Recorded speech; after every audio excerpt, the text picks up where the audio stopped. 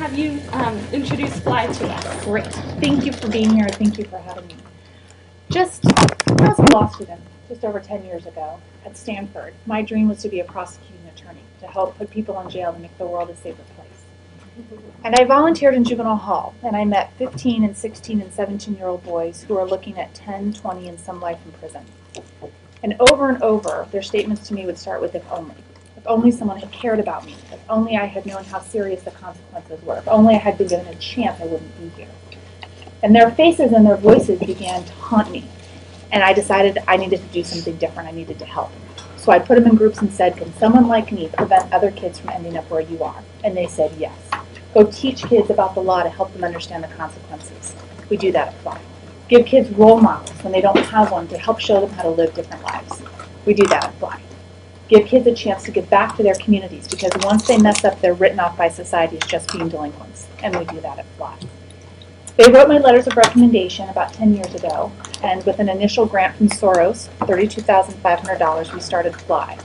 And now 10 years later, we have an annual budget of about $2 million a year, 26 staff, 100 volunteers, and we work with 1,000 kids on probation in Santa Clara and San Mateo counties, as well as 2,000 at-risk middle school kids, to really help them transform their lives, get back on track with school, get back on track with life.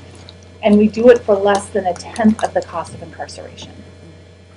Because of the work that we've done, we've not only received a lot of accolades locally, but we've now become a part of the system reform process for juvenile justice in Santa Clara and San Mateo counties.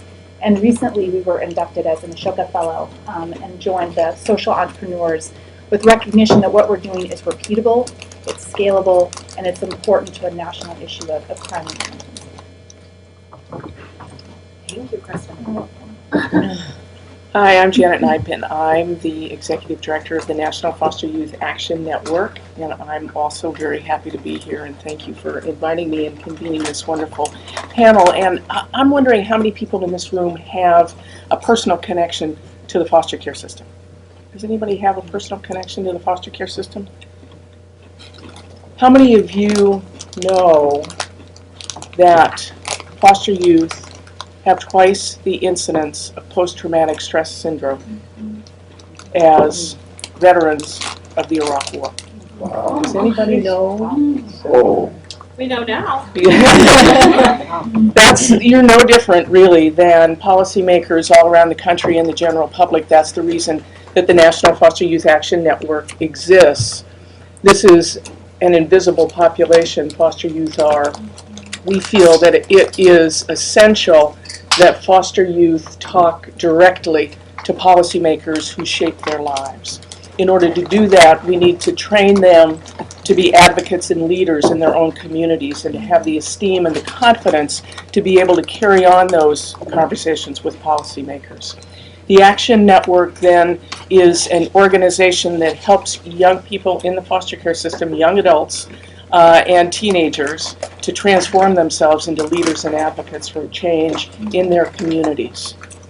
We are active in 5 states outside of California: Oregon, Indiana, Virginia, Mississippi, and soon to be Nebraska. Groups of foster youth there in each of those states are following a model that was developed here in California of getting training and coaching from us that empowers them to bring voice to their experiences in the foster care system, usually for the first time, to think beyond those experiences in care to a policy level, and to be able to engage with policymakers and make direct and specific policy recommendations about how their lives and the lives of others can be improved. So the work of the Action Network is a peer-to-peer training model of empowerment and youth leadership. It is being replicated all around the country now, and groups of foster youth everywhere are gaining the skills and the confidence to raise and bring voice to their experience and to shape policy. I'm Marlene Bjornsrud, and I am with the Bay Area Women's Sports Initiative, commonly known as BOSSY. 6 years ago exactly, a group of women athletes and women sports advocates sat in my living room, starting out with a question of saying, what if we, and then going into the idea of if we could mobilize the women's sports community in the Bay Area to make a significant difference in our community, what would that be? And that night, we determined that the first thing we would do is in believing that sports is one of the greatest laboratories for teaching leadership, that we would create a platform for women athletes to use those gifts that they have, their understanding of the importance of physical activity, their understanding of setting goals and of learning life skills, that we would create a platform for them to move into the community in the lives of little girls who live in poverty. And that program now is known as Bossy Girls. It's led each semester by over 150 women athletes from Stanford, Santa Clara, San Jose State, community colleges, anywhere who give their time weekly to be on a playground using physical activity as a tool to teach life lessons and life skills for little girls. In March, we will enroll our 10,000th Bossy Girl, which is a significant milestone that we'll be celebrating.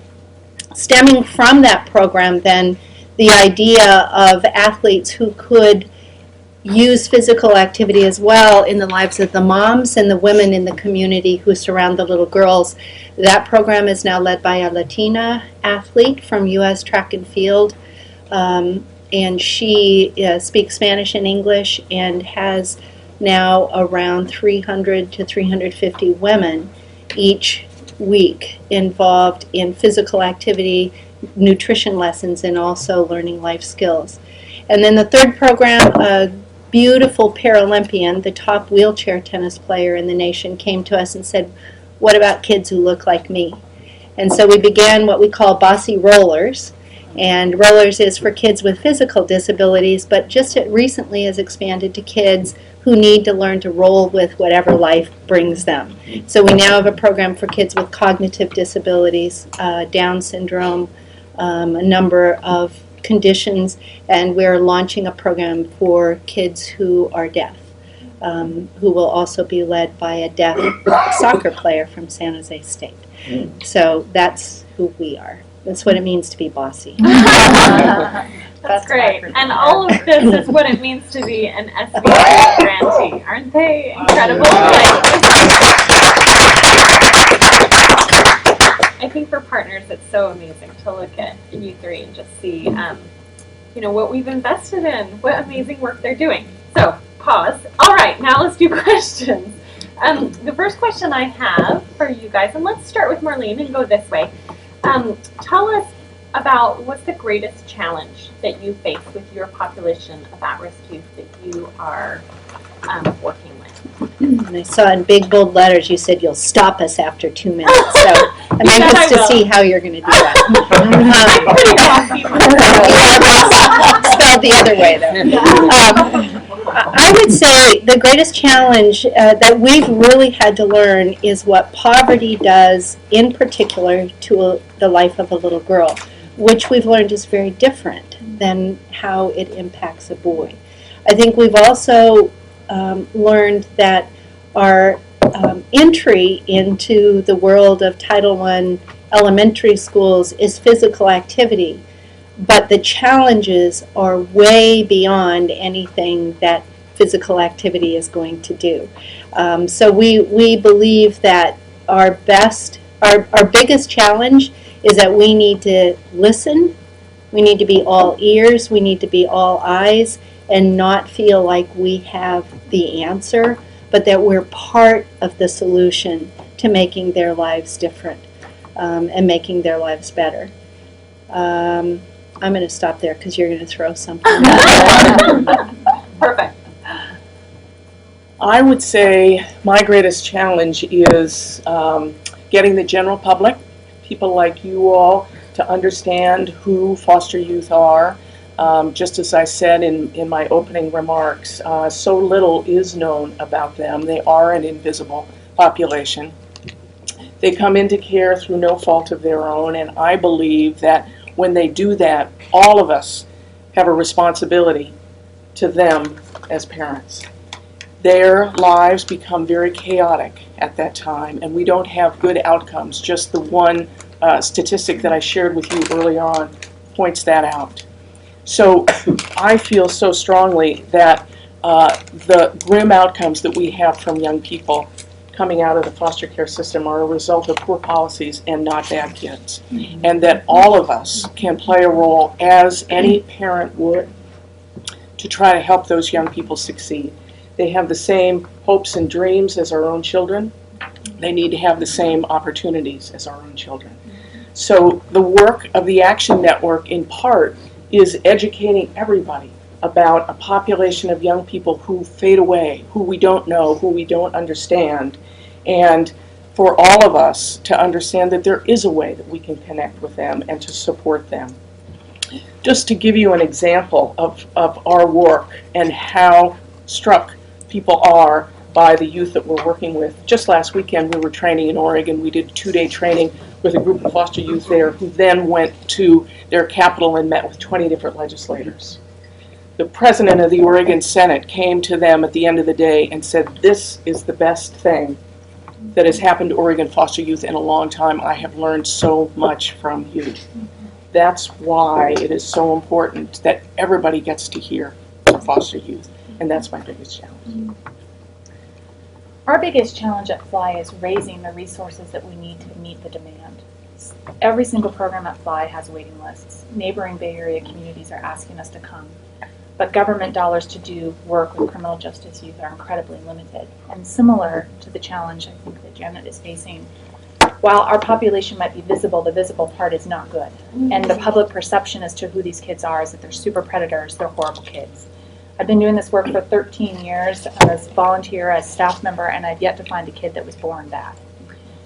These kids have made poor choices, absolutely, but the full context as to who they are explains what those choices are, and getting that information out to the public and attracting people who are willing to look past the behavior that brought a kid to the system and understand who they are as a human being is a great challenge. The research, though, shows that for kids that are incarcerated, over 90% report they grow up feeling they do not have access to even one positive adult role model. Over 80% of them say they do not know how to solve problems without violence or crime. And this is because they're growing up in homes and communities where their cousins, their aunts, their uncles, their parents, even their grandparents are in and out of jail, making it seem like a rite of passage. Over 80% of them are suffering from severe mental illness issues and trauma because of what they've experienced in their homes. Most FLY kids, when they come to us, when we ask, "Hey, where do you see yourself when you're 18 or 21?" their answer is, "I'll be in prison or dead." That's what they think the world has to offer them. And this is a significant problem. There's 13,000 kids arrested in Santa Clara and San Mateo County each year. Right this moment, we have 6,000 kids on probation in those two counties. And for every kid that gets incarcerated, we spend $283 a night per kid. We're investing $100,000 per year investing in their failure when we incarcerate them. And yet at FLY, our most expensive program is less than $8,000 a year. And we see that during that program year, over 80% of our kids do not go back in the system for a new crime or even a violation. And we know the system, once kids get caught up in the criminal justice system, 50 to 80% of them are just going to keep cycling back and forth. We're successful because we have a model that works. And the challenge is reaching the hearts and minds of investors to get them to come and care to learn more about these kids and see past what we hear in the media and invest in their success and in releasing their strengths as opposed to investing in their failure. Holly, is it okay to ask a follow-up question now, or should I wait? So, Christa, what is the actual age range of the kids in your program? So it varies. Our sweet spot, the place that we target and we work the hardest with probation officers to get referrals, is 15 to 17. Okay. But you have kids in the juvenile justice system as young as 10, 11, 12, up to 18. And there's a fine line. So a young person might be, for example, in the foster care system, they get in a fight at a group home and now they're sent over into our system. So it very quickly, they can shift from one organization to the other. And if you have not successfully intervened by the age of 17 or so, what happens after that? Is there any realistic prospect of successful intervention later? There can be, but it's a huge void. There aren't a lot of services that are targeted at young adults. And one of the commitments, one of the interesting challenges in juvenile justice is if a kid hits what they call 17 years and 4 months, they are automatically banned from a number of different programs because they're going to, quote, age out. our board made a significant decision that we're not going to do that. So we will take 17-year-olds knowing that we're going to now probably work with them until they're 18 or 19 to help with them with that transition into adulthood. But it's a definite area where there are some serious resources that are lacking. Okay, so part of the reason for my question, I remember at your site visit, there was a juvenile court judge there, I don't remember his name, and I asked him if they get into their mid-late 20s without being helped, are there any realistic prospects for helping them then? And he said no. Yeah, there's not a lot. Is that because they're simply too sad, or is it because of a lack of resources? Or? They're not, because the brain research shows there's the prefrontal cortex in our brains is the last part of the brain to develop. And that's the part of the brain that controls our impulsivity, our understanding of consequences, and our decision making. That part of the brain doesn't fully form until your 20s. Okay. So from a pure scientific perspective, it is not too late to have an impact on how somebody thinks, acts, and behaves. And what we're going to see, especially with the cuts that are happening at the government and state level, the amount of resources to do that work is very limited. And the quick fix that often people see is we'll lock them up. It scares us, it's intimidating, but all the research shows that it's just not working. I mean, if 80% of the cars coming off of a GM plant were defective, we would shut the plant down. But we haven't done that with our prison system. Okay, thanks Holly for letting me add to that. Okay, so our next question is, if you could tell us, and let's start with Janet this time. Sure. If you could tell us, I know there are many keys to your work, but if you could just narrow down one of your biggest keys that has helped empower these at-risk youth that you're working with. I think one of the keys, I'm actually going to talk about two, but they're tied together. Okay. For us, giving young people who are in the foster care system or recently out of the foster care system control over something is incredibly powerful. These are young people who have come into the foster care system, had multiple placements, multiple social workers, adults in and out of their lives, changed schools, changed teachers, friends, communities. They don't trust, typically, adults. So creating an environment for them where they can actually control their own group, create an organization from the ground up, pick the advocacy issues that they're most passionate about and develop an advocacy agenda and really take charge of something is incredibly powerful. Because of the chaotic experiences that they have had in foster care, so many of them want to make things better in the foster care system, usually for their brothers and sisters that are coming up in the foster care system after them. They want to give back, they want to make a difference. This is an opportunity for them to channel that positive energy into a way that really gives back, makes a difference in not only their lives, but in the lives of others. The creation of these groups and having them be youth-led serves a dual purpose. One, it allows young people to have direct access to policymakers, so there's tremendous policy benefits. Secondly, there are key developmental assets that these young people learn as a result of their participation. That helps them as they transition to care. The other thing, the other key that's so central to this is that it is a peer-to-peer training model. The trainers that I have also all grew up in foster care. So they're in their 20s now, and they're role models, they're fabulous facilitators, and you have young people all around the country who now are looking up to them and saying, I can be that person too. So it's helping them personally, it's helping them politically, it's helping their brothers and sisters. So the key to us is giving young people control, teaching them how to do that, and getting the adults out of the way. Marlene? Well, as I sit and listen to Christa in particular, I get this huge sense of pride because Christa is a college women's basketball player who chose to use everything she learned. And I know because we've talked that every day she draws on some of those lessons that she learned from those years of hard work up and down the court. I just think what we've probably all talked about is role models. As I see what happens in particular in the life of a little girl, in the life of a child with disabilities. When someone comes into their life who looks like them, then they can say, if I can see her, I can be her. And, you know, in the sports world, it's almost impossible to see women athletes competing on TV. And if you do a little research and you skim through with your remote, right now you'll find some women's basketball, but you have to hunt for it. Once in a while you'll find some women's tennis, a little bit of women's golf. But a little boy can turn on the TV and see a strong, powerful, athletic male role model any time of day.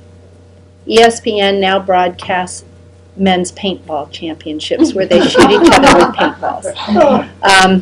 And that's great. If that sells, that's fine. But I just worry about the little girls who don't have that same opportunity. So their sense of not having a voice, not having a place on the playground, not having anyone believe in them, encourage them to be physically active, those things are very much gone. There's very little PE left, especially in high poverty areas.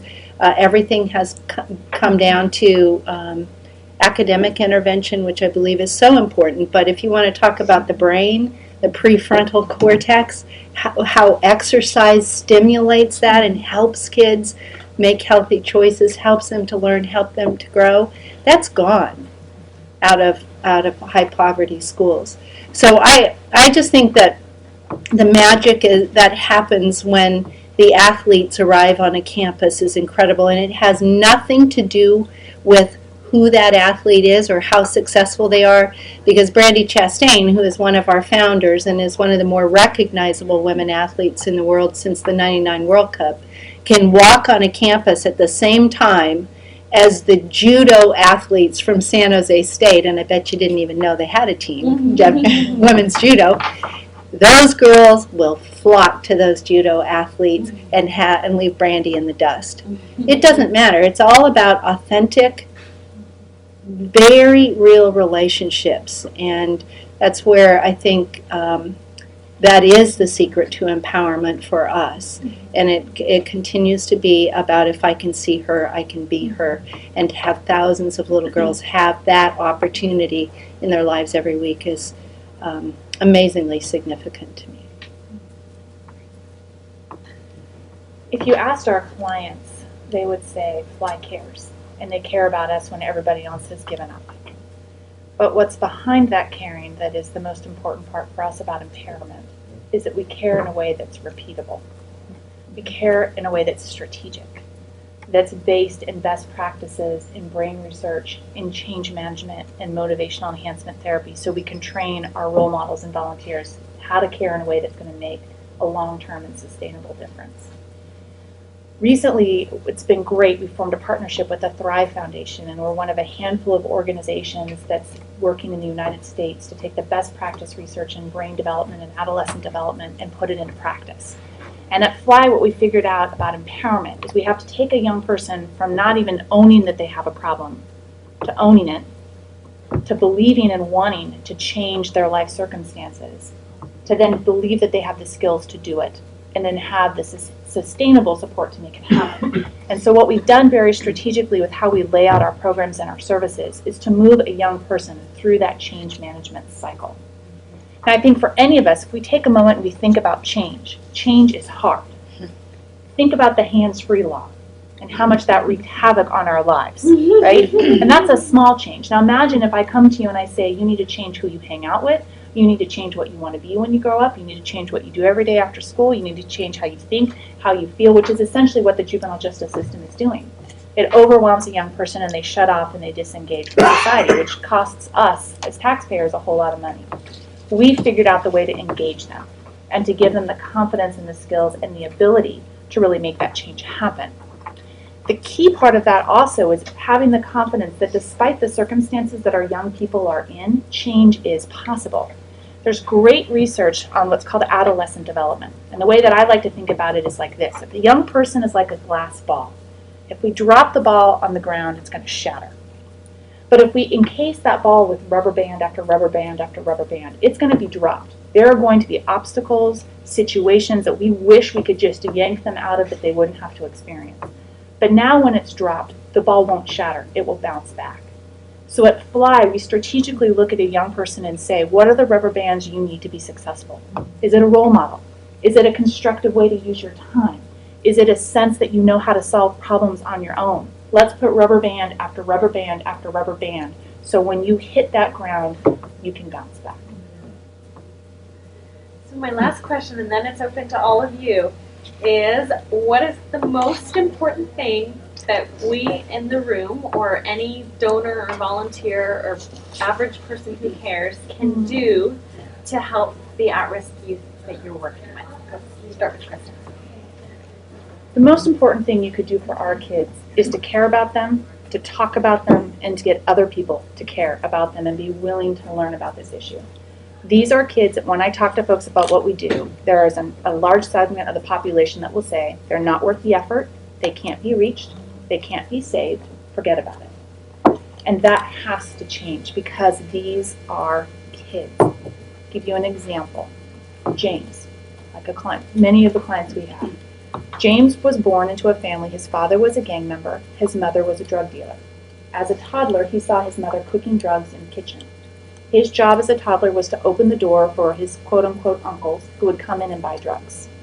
His home was a crack house, so every morning he'd wake up, 10 to 15 people would be sleeping on the floor. His older brothers were a part of the business, so they would hide their guns underneath James's mattress. So by the time he was a preteen, he was selling drugs because that's what you did in his family. By the time he was 16, he was only going to school to sell drugs and to make money. In and out of the system, incarcerated, locked up for fighting for drugs, James says he got lucky because he got referred and sent to Fly. So let's fast forward 2 years later. James is now 18, he's graduated off probation, hasn't been in trouble in 2 years, that's the longest since the 7th grade. With his case manager, he set a goal of not only getting back into high school where he wasn't going for years, but he needed to earn 62 credits to graduate, which he did in 6 months. Graduated high school, got his driver's license, got a green card, got a job, and is now working at a community college. Now this is a young man that if we hadn't intervened, more than likely he would have ended up incarcerated, where we would have invested $100,000 a year in his failure, as opposed to investing in releasing his strengths. But in the wider social public, when we talk about young men and women like James, people would write him off and say he isn't worth the effort. And so for us at Fly, the most important factor crucial to our success and what we need for donors and volunteers is to learn about our clients, to understand the problem and be willing to talk about it and introduce folks to us, to our clients, to the organization that want to learn more and care about this population of young people. It is not a population that is top of mind for many foundations, for many family foundations, or many donors. It isn't. And that is a challenge that we have to deal with on a day-to-day basis. So I would encourage folks, visit our website. We have a great film that shows you about our clients. Think about it the next time you hear things come up about talking about juvenile justice kids, because as our kids would say, we need to flip the script. We need to give and put out a different perception about who these clients are and the amazing and beautiful potential that they have when we unleash their strengths. I would agree with Christa. I think for any of you, your friends, your colleagues, I think helping us to increase visibility of who young people in the foster care system are would be a tremendous help. Not long ago, I was having a conversation with a man who was retiring from the banking industry in San Francisco, looking to do some volunteer work. We were having a conversation about foster youth, and he said, you know, there's so many competing and important populations out there. I have no personal connection to the foster care system. I get my information from the media. Until I had this conversation with you, I would look at the news, read the newspaper, listen to the radio, and I had to block out stories about a lot of different groups because I can't care about them all. And until I had this conversation with you, my understanding of foster youth was, or as I heard these stories, they're either juvenile delinquents, and therefore I don't need to care about them because they're bad kids. And I know you've heard that. Or when I would hear stories about foster youth, I'd think they're all going to be adopted, therefore I don't need to care about them either. I never understood that there was a population of young people in the middle that were neither juvenile delinquents or going to be adopted, that needed services, that needed to be understood and had their own unique challenges. So as I think about sort of spreading the word to volunteers, to donors, to folks like you, I think people really getting a sense of who these young people are is essential. For all of us to ask ourselves, if something happened in our family and no one could take care of my child, my nephew, my niece, would I feel, nobody in my biological family or my close friends, would I feel comfortable with my child, my niece, my nephew going into our nation's foster care system? Until that answer is yes, we have work to do. These are young people who want an opportunity to succeed, to break the cycle, to have the kinds of lives we want for all of our children. And they are trying very hard to get there against incredible odds. We change policies, we change lives. We get them engaged in programs like this. There are such intrinsic benefits. It saves us all dollars, but it builds community for them in a way that they have never had. So increasing visibility, helping us as a national organization to reach our board development goals, or helping to develop a fund development strategy that engages national funders and brings attention again to a population that so many overlook. They don't have many champions. We need you to be their champions. There's no doubt money and time is what happens in the nonprofit world. You need both. But I think as I listen to Janet and Christa, it takes me back to a story Brandy Chastain talks about of her experience on the playground one day. And before I tell the story, I need to refresh your memory of who Brandy Chastain is. In the '99 Women's World Cup, the most watched women's sports event in the history of the world, and maybe will forever hold that place. But at the end of double overtime, they went to penalty kicks in the Rose Bowl with President Clinton and the first family there, 90,000 plus, standing room only. And it just happened that day that the final kick came to Brandy. If she made it, the United States would win the World Cup Championship of '99. If she missed it, they would have gone on to penalty kicks, and who knows what would have happened. But at that moment, she did make the kick, and in the moment of jubilation, she did something that she had done and that women's players had done millions of times, just nobody had watched, nobody had seen.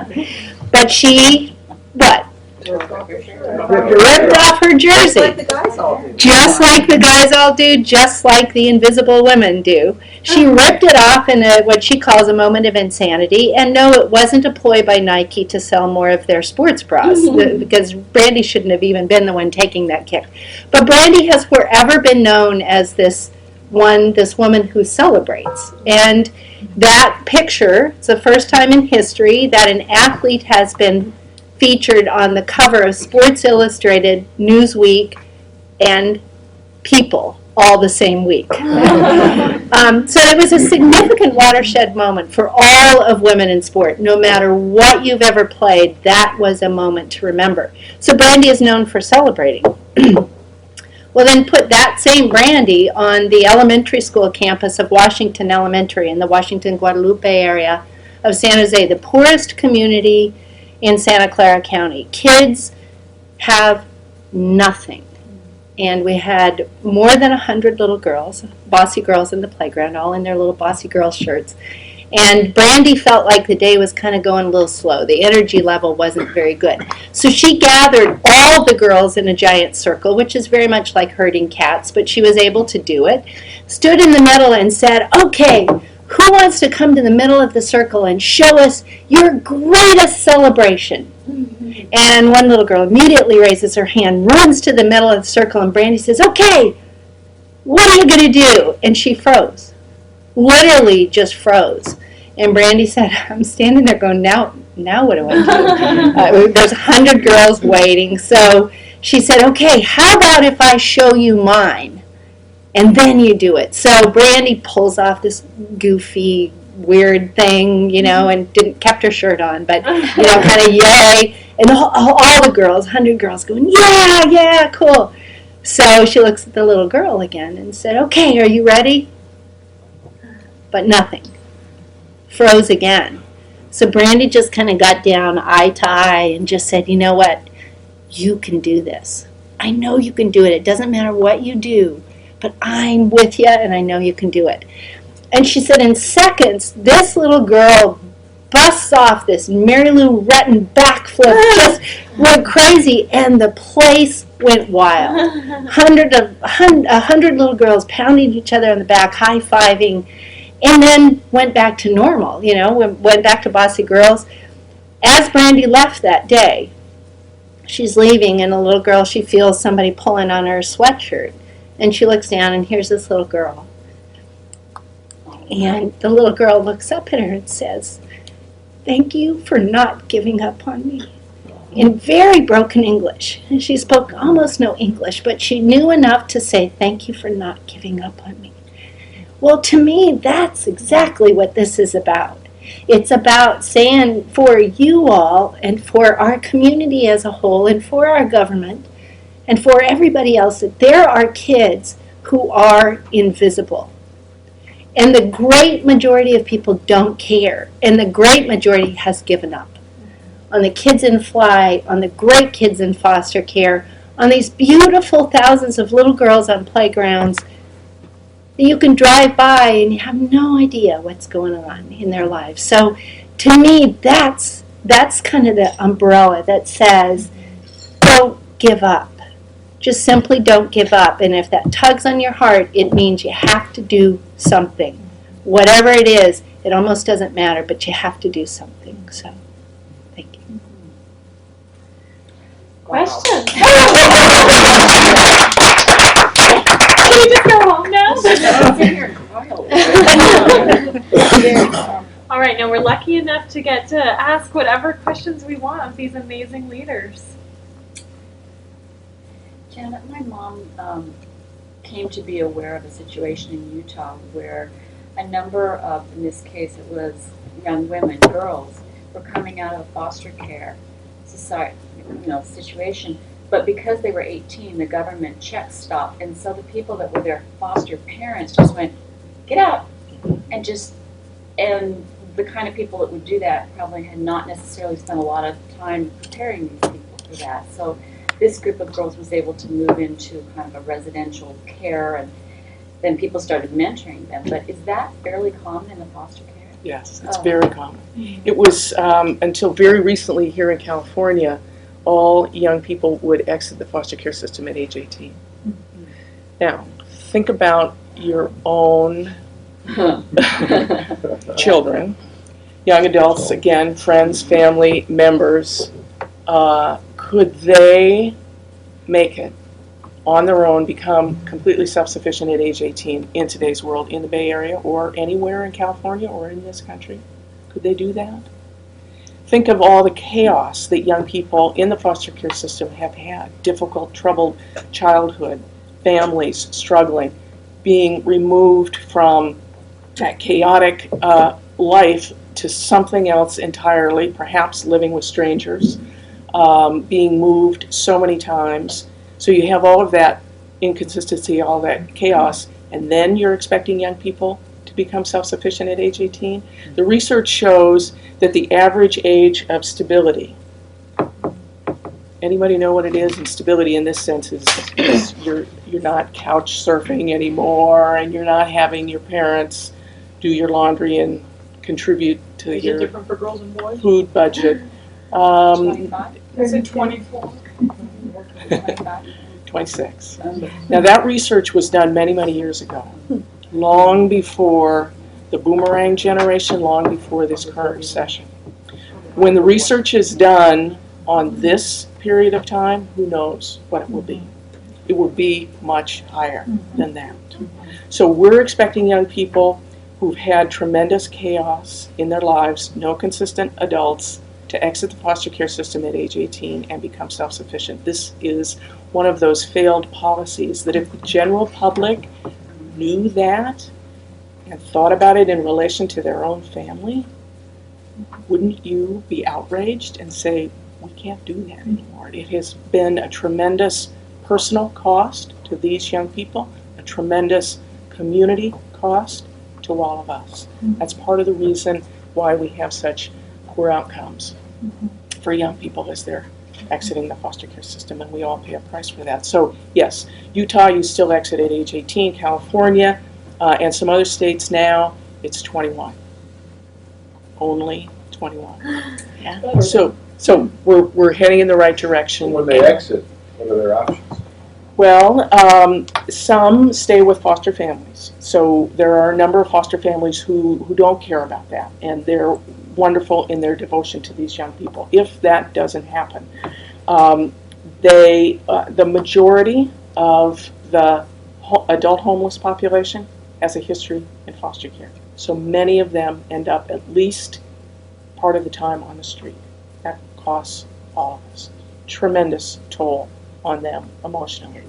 There is, and now again around the country, but also here in California, a number of what's called transitional housing programs, which means that they can have sort of a bridge between being in foster care placement and being sort of on their own, where they have more independence, but still some services. Many, 70% of young people want to go on to college. They can't do it. One of the biggest reasons they can't go on to college, the best step for them is community college, and there's no housing there. There's no place for them to live. There are programs now throughout California, also some around the country, but more in California, that help young people when they get to college, because they have no place to stay when the dorms close at Thanksgiving. They have no home, they have no family, they have no safety net. So that period from 18 to, let's say, 26 is one of the most difficult times for young people coming out of the foster care system. Before I get to my question, I just want to commend the three of you. Just so inspiring, and you're all doing wonderful work, so thanks for being here. Chris, I had a question for you. First, though, I think as a funder, it's so wonderful to hear, you're so emotionally attached to the outcomes and taking these kids from, juvenile delinquency to a thriving citizen. That sometimes the metrics and how you get there are forgotten, but I find that I just want to commend you for including that, because I think that's so important to the change management system and the research and all those things you're basing your work on. I think is fabulous. So to the question, it seems like you do have some numbers around how much it costs to do this versus what we as a society pay. And it seems like with our budget situation, it seems like the time is so right and relevant to sort of bump that up at sort of a state level or even national level and try to create some visibility around this. And what are your thoughts? And I think that's absolutely right, and that's really interesting. And as becoming an expert on this, there's some interesting work that's been done in England around what are called social bonds, where and incentivizing investors to provide some upfront investment to show if we reduce recidivism, we can reduce your reliance on the prison system, and therefore the government can divert resources from the prison system out into the community. So I'm hopeful that this crisis that we're in lies a great opportunity to have the dialogue in a different way. But I'm also mindful that I think at times there will be quite a bit of shouting, and how do we set ourselves up to have a constructive dialogue about some of these issues will be key. Along those same lines, can you give us an update about what's going on with the juvenile ranch? The ranch facility that probation has done. So to give you some context, So Santa Clara has what's called a ranch facility, which is a place where young people are sent if they're going to be doing a commitment of, say, 8 months or more. There was a model called the Missouri model, that really looked at how do you make this system much more rehabilitative. So in the juvenile justice system, the tension is it's a system that's supposed to be both punitive and rehabilitative. And what's very interesting is watching how different departments walk that line and how that transpires. So they have gone through a massive overhaul at the ranch facility to try to make it a much more rehabilitative program. The good news is they're making some steps in the right direction. They still have quite a ways to go. It also now creates there's waiting lists for kids to get into the ranch facility, which they are working on. Part of what they are now looking at the ranch facility is there are situations where we call placements, where we will send young people out of state to go be rehabilitated. And so now they're looking at, can we bring those kids back and then put them into this ranch program now that we see that this might be working in a more effective way. So that is something that they're looking at and working on. From the community perspective, one of the big tensions from the nonprofit perspective is folks will say, the research shows the least restrictive alternatives for a young person is much better for their long-term prognosis.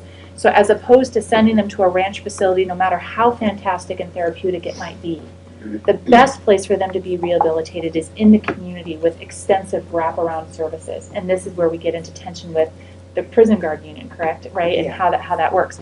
So one of the concerns that the nonprofit community has is that there are resources not being utilized that are localized that would keep kids out of confinement that need to be utilized to a greater extent.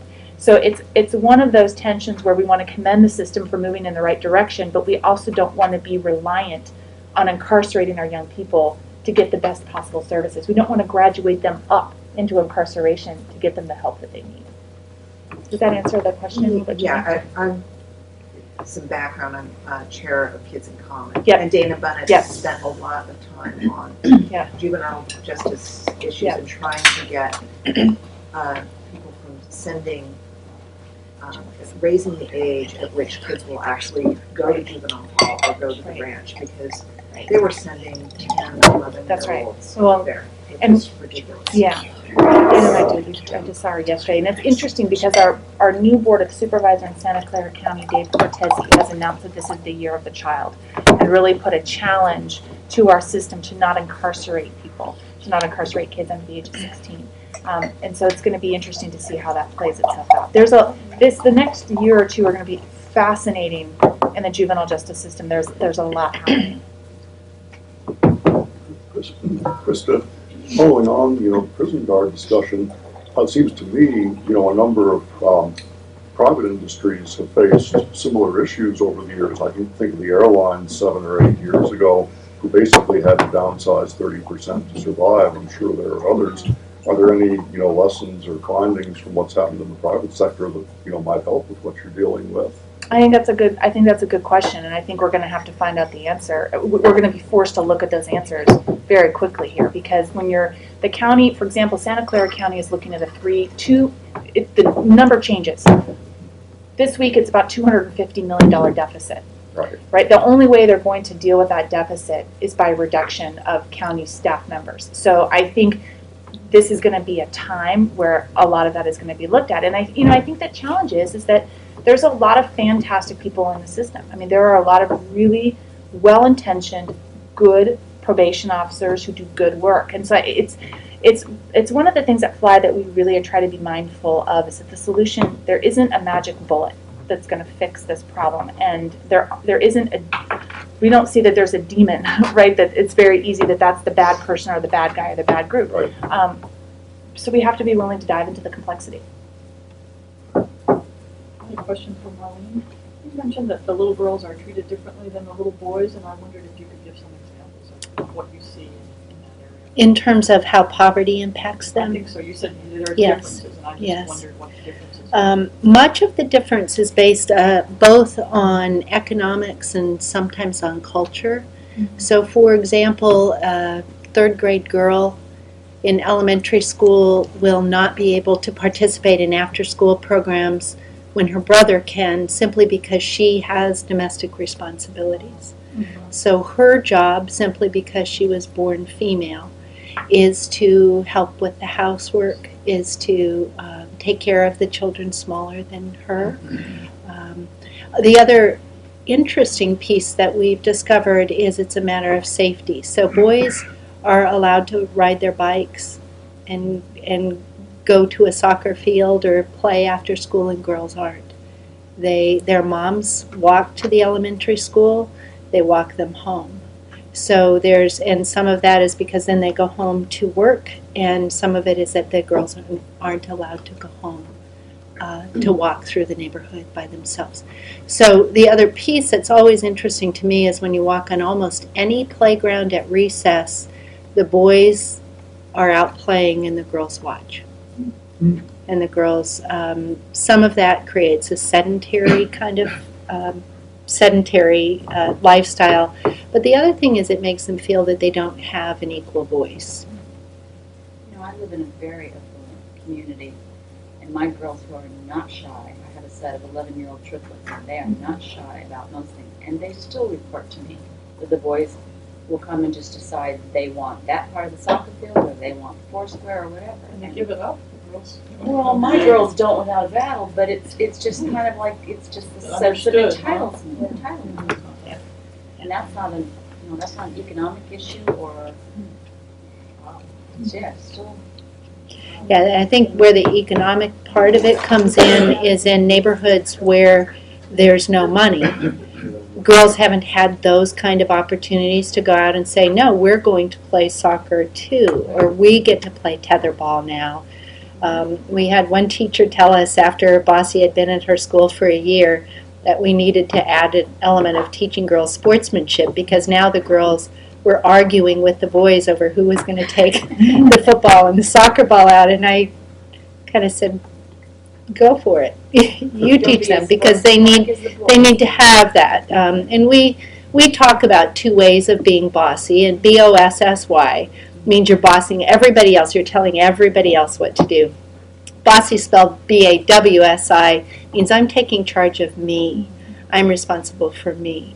But girls begin to gain their voice then. And the power of our program with Salud por Vida, the Moms program, is incredible in the whole family structure, because having mom and daughter come home feeling that they can go for a walk together, they can make choices about what food, they can make choices about gang involvement, and many of our families, many of our girls are in gang families.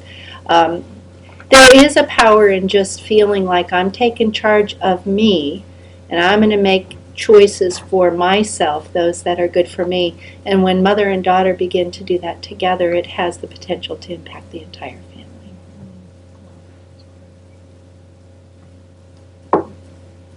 And Jason's wife, Tracy, is one of our Salud por Vida leaders at Landals Elementary in Mountain View, which is a very mixed population. There's very high poverty and no poverty, but I don't know how many languages spoken. So Tracy doesn't need to speak Spanish, because there are more languages than I knew existed spoken at that. But she has made an impact that will be there forever on the lives of those women.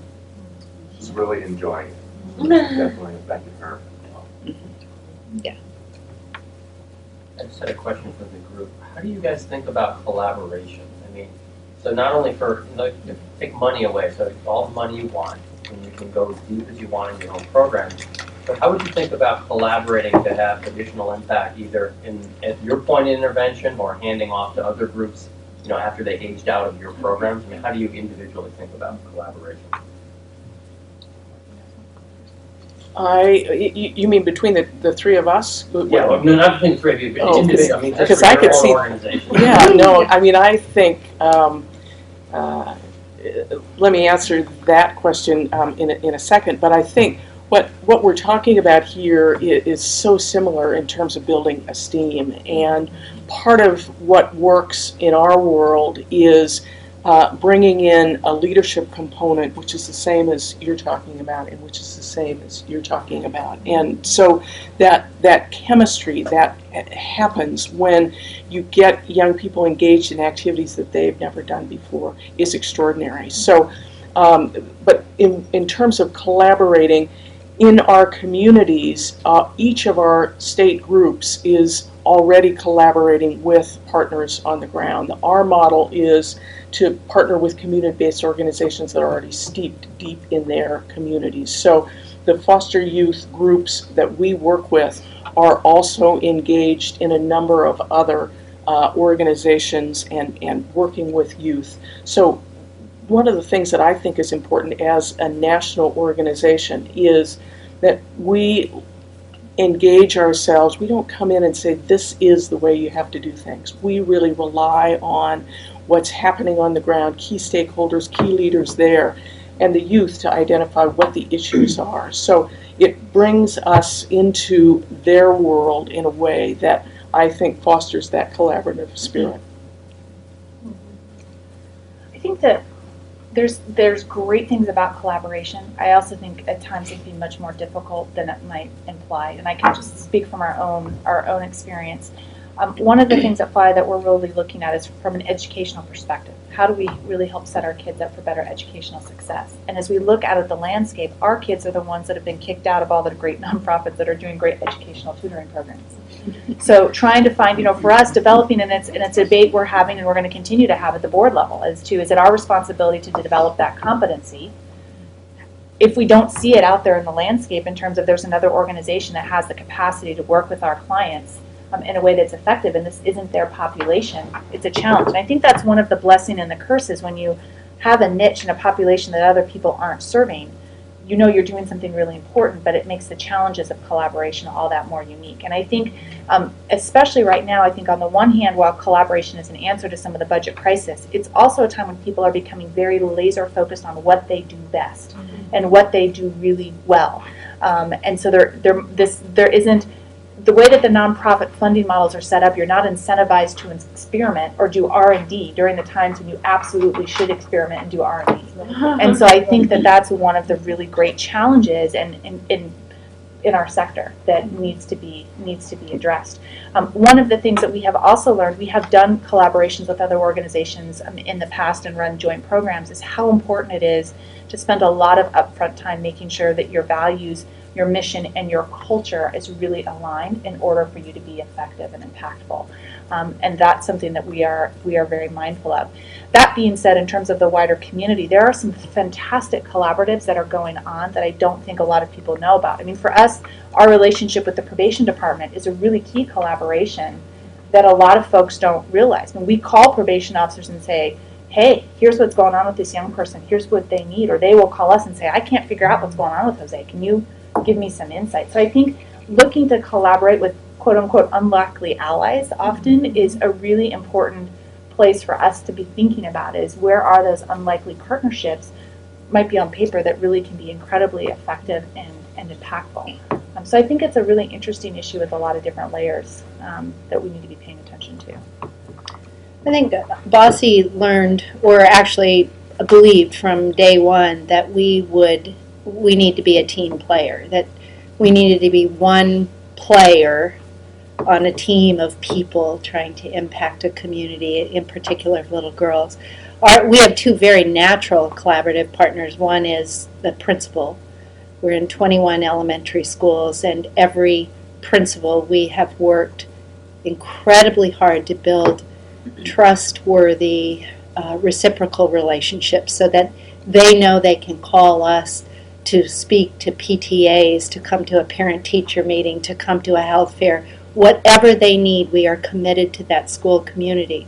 Our other natural partner would be a collegiate women's athletic department at Stanford, Santa Clara, wherever that would be. But we have taken very seriously our role when we're at a school where City Year is, or where Playworks is, or where YMCA after school program. And we make it a point to get to know the leadership in those programs so that we're thinking alike. We don't want to compete with them. So if Playworks is there and they decide that they're going to start an after-school volleyball team for girls, then we want the Bossy girls to be part of that.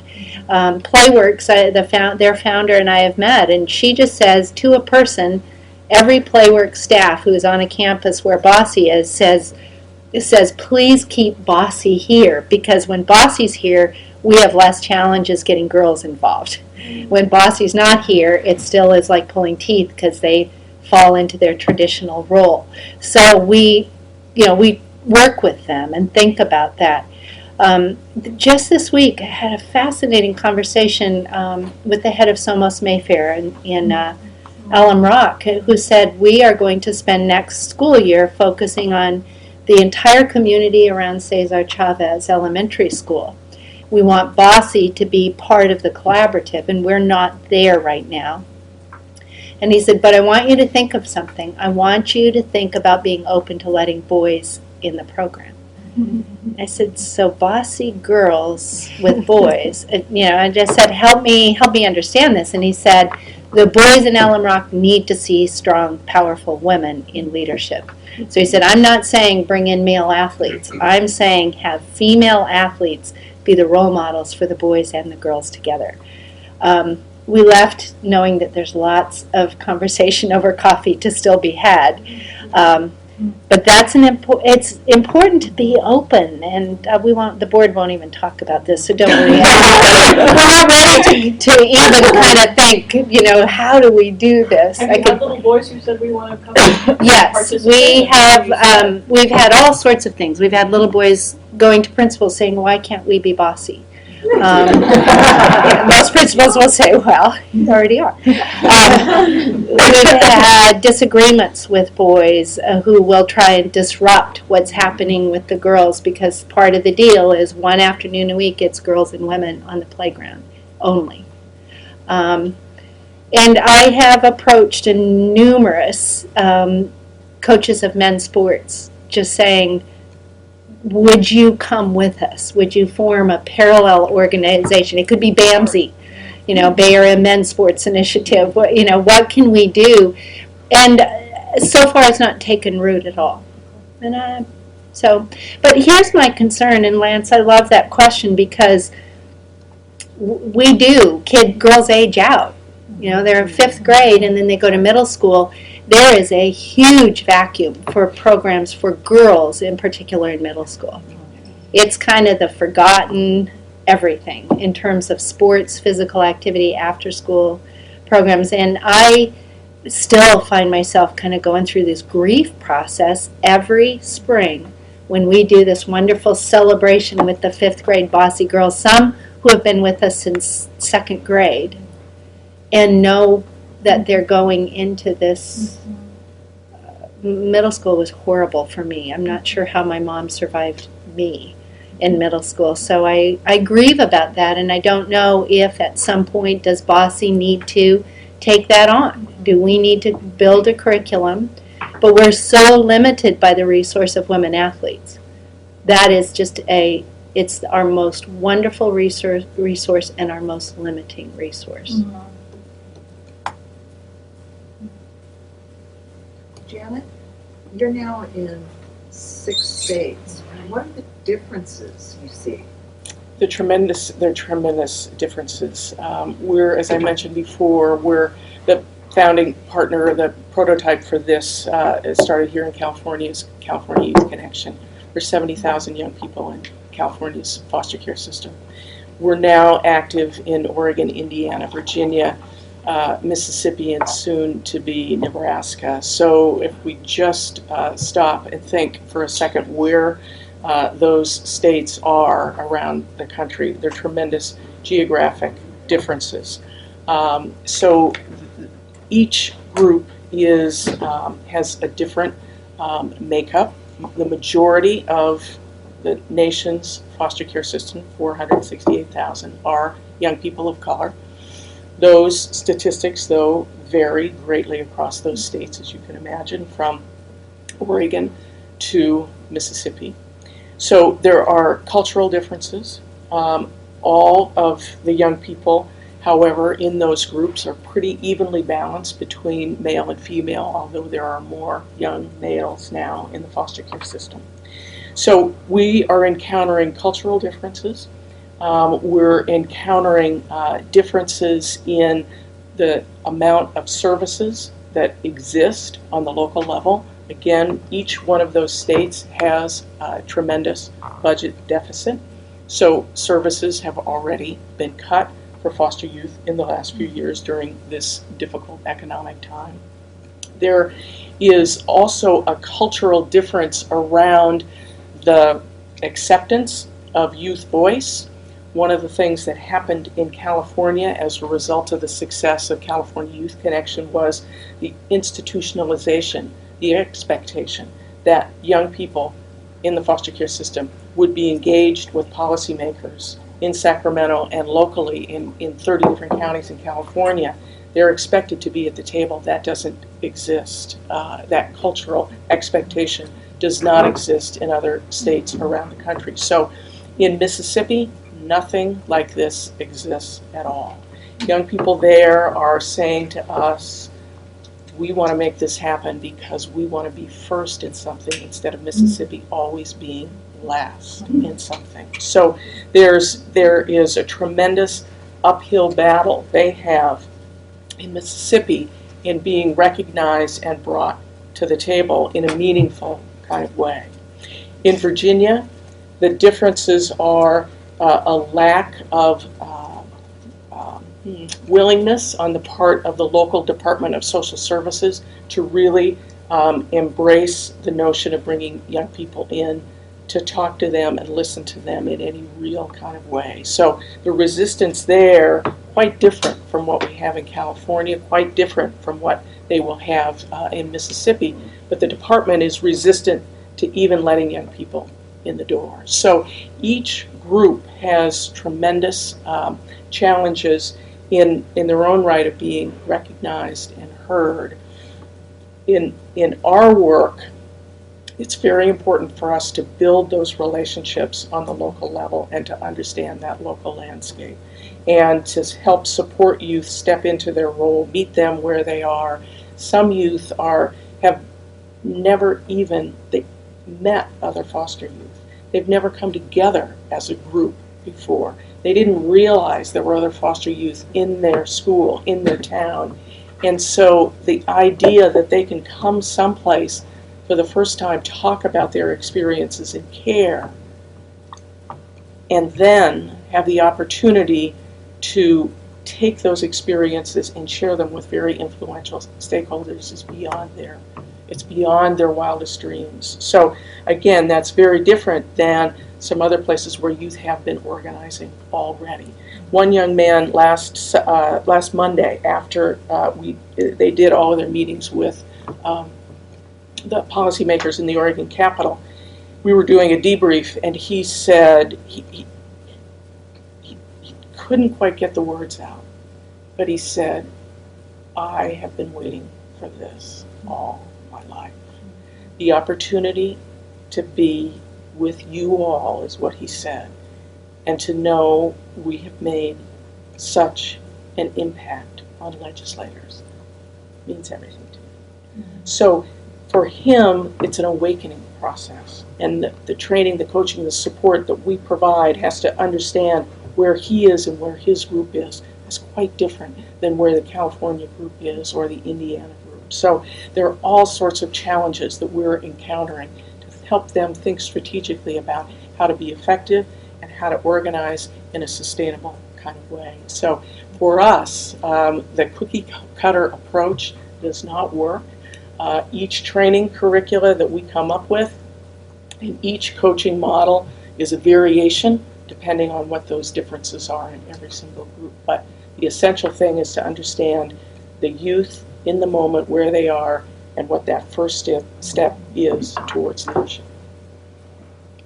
We have time for a couple more questions. So for all three of you, obviously you're all SV2 grantees, you all have experience with scaling up. What are the biggest challenges you face in further scaling up further beyond where you are right now? For us, the first challenge that we're really looking at right now is our funding model. So when Fly actually was an SV2, before we were SV2 grantee, which we were one of the early grantees in the early days of SV2, at that time we were 85% government funded. And what SV2 invested in for us was our first full-time development director. And so we went from a $700,000 budget to a $2.2 million budget, and now we're 40% government funded, and the rest is individual and foundation, which is great progress, huge growth. Wouldn't have happened without the investment of this organization. Moving forward, that 40% needs to go down to about 20 to 25%. And part of our assumption as to how we would scale into new communities was through government grants.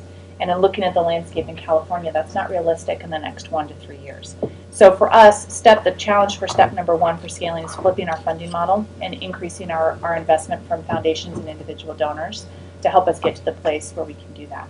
I think the second challenge that we face is having the funds available specifically for infrastructure needs. And there are very few foundations that are willing to pay for those crucial projects. Just to give you an example, we had a tech consultant come in and do a tech plan for us.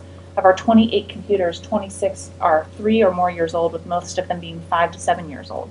And it's surprising how difficult it is to get the resources you need to do basic issues like that. So I think it's an interesting time in terms of that funding model. So for us, I think the infrastructure pieces are some of the crucial points. If you had asked me 3 years ago, I would have said really understanding our model and being able to train folks. That's completely changed for us because of the work we've done in the last 3 years, which really crystallizing what we do isn't magic. There's a science to it. Let's get the science out of our heads and onto paper and into training programs. And that we've done really effectively, which is exciting for me in the sense of being able to bring in new people and get them up to speed and have sustainable and repeatable impacts on kids. So you're saying you now know how to replicate, you don't need a Christa at every site. Right. We need to be able to invest in Christa leadership potential and their own unique attributes that they bring, whoever he or she may be. And that's going to be critical for us. But we know what we're looking for. We know what we need to be successful. I would say the same. We're at a point now where we're just passing the 2-year mark. We need to look closely at our fund development strategy and think about a change in the original model that we imagined a couple of years ago. The California organization did a national feasibility study before we spun off this separate organization, and the world has changed since that feasibility study was done. So we're at a point where we're really focusing on cultivation of individual donors around the country, looking for communities of support around the country, especially where we're launching in those 5 states, doing a joint fund development strategy with local community-based foundations in those states, which has been successful. We've gotten collaborative grants with the Indiana group as well as the Oregon group. We need to think strategically about how to market ourselves to be more attractive to national funders now that we have proof of value in these new states. So the model that we have also requires that those partners pay a fee, a membership fee, to be a part of our organization. So that plus individual donors, local foundation support, as well as national foundation support is sort of the mix that where we are at this moment. And again, needing to be very mindful that this is still seen, even despite 14 years of success in California, still seen as a startup. So needing to really take that next step and make it attractive to some of the larger national funders is something that we need to focus on in the next year.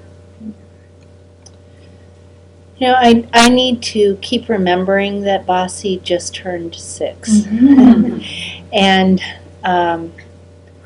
you know, I listen to you guys and my eyes get big and my heart starts racing and I think, wow, you know, you've done so much, just amazing things. But it also reminds me that you've kind of gone 3 steps forward and maybe a couple steps back, and there's learnings that come the entire time.